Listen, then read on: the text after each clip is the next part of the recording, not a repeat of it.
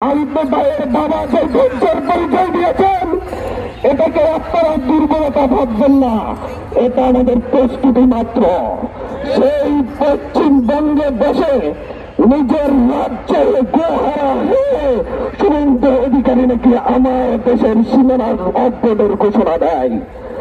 শুভেন্দু অধিকারী বাড়ি অবরোধ করার জন্য সেই কলকাতার ভাই বোনের অপেক্ষা করছে। বাংলাদেশের এই দেশের জনগণ এখন আর 5ই আগস্টের পূর্ববর্তী জনগণ নেই। 5ই আগস্টের পরিবর্তনের পরে এখন আর এই বাংলাদেশের দিল্লির দালাল আর কীটবাস গুলা নেই। প্রত্যেকটা কলকাতায় পালিয়ে গিয়েছে, দিল্লিতে পালিয়ে গিয়েছে। বাংলায় যারা আছে সবাই দেশপ্রেমিক। এই দেশপ্রেমিকদের মধ্যে এখনো সেই দিল্লির দালালদের সেই 2-4টা এখনো মুখিয়ে আছে। তাদের বিরুদ্ধে দেশের সকল ছাত্র সংগঠন একসাথে গত পরশু দিন 0 টলারেন্স ঘোষণা করেছে। আমরা এতদিন ধৈর্য ধরেছি আইন শৃঙ্খলা বাহিনী সন্ত্রাসী ছাত্রলীগকে গ্রেপ্তার করবে। আমরা ধৈর্য ধরেছি আইন শৃঙ্খলা বাহিনী মুজিববাদী আওয়ামী লীগের সন্ত্রাসীদেরকে গ্রেপ্তার করবে। আমরা ধৈর্য হারা হয়েছি। আজ সেই গত পরশু থেকে সিদ্ধান্ত নেওয়া হয়েছে, যেখানে সন্ত্রাসী ছাত্রলীগকে দেখানো হবে সেখানে গণপিটুনি দিয়ে পুলিশে সোপর্দ করা হবে।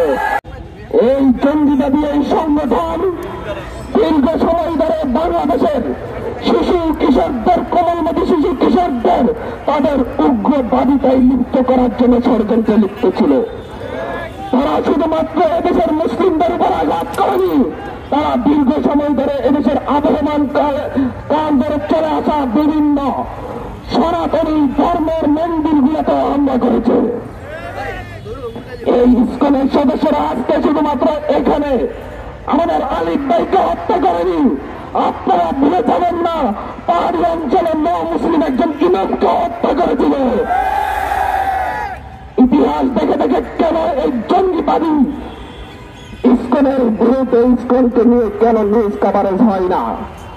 কেন তাদের লক্ষ্য উদ্দেশ্য ধরে ধরে কেন নিউজ কভারেজ হয় না? কেন একটি টেলিভিশন বলবে কোটেশন ছাড়াই তাদের মতো উল্লেখ করে বেঁচে আছে আলিফকে হত্যা করেছে মুসলিম আইনজীবীরা, হিন্দু বলে হত্যা করেছে? এই কথা কিভাবে আসবে? এটা উদ্দেশ্য প্রণোদিত ভাবে হয়েছে। আজও বলতে যাচ্ছে বিভিন্ন মিডিয়া পরিচালনা পর্ষদে কামরুল ইসলামের ভাই বসে আছে, অ্যাডভোকেট কামরুল ইসলামের। 5ই আগস্ট পর্যন্ত আমরা রক্ত এমনি দিই নাই। আমার ভাই রক্ত দিয়েছে সেই দিল্লির এজেন্ডা বাস্তবায়নের জন্য নয়। দিল্লিতে বসে শেখ হাসিনা তার সেই বছর মোদীকে নিয়ে আমার বাংলার মাটির দিকে হাত বাড়াচ্ছে। এই দেশের মানচিত্রের দিকে সেই দিল্লি থেকে যে দরজায় হাত বাড়াবে সেই হাত ভেঙে গুটিয়ে রেখে দেওয়া হবে। সেটা চিহ্ন দেশের উপর হোক, স্কুলের উপর হোক, আনসার লীগের উপর হোক, যেটার উপর হোক, এই হাত ভেঙে দেওয়ার জন্য এদেশের মানুষ প্রস্তুত। আমরা জীবন দিতে শিখেছি,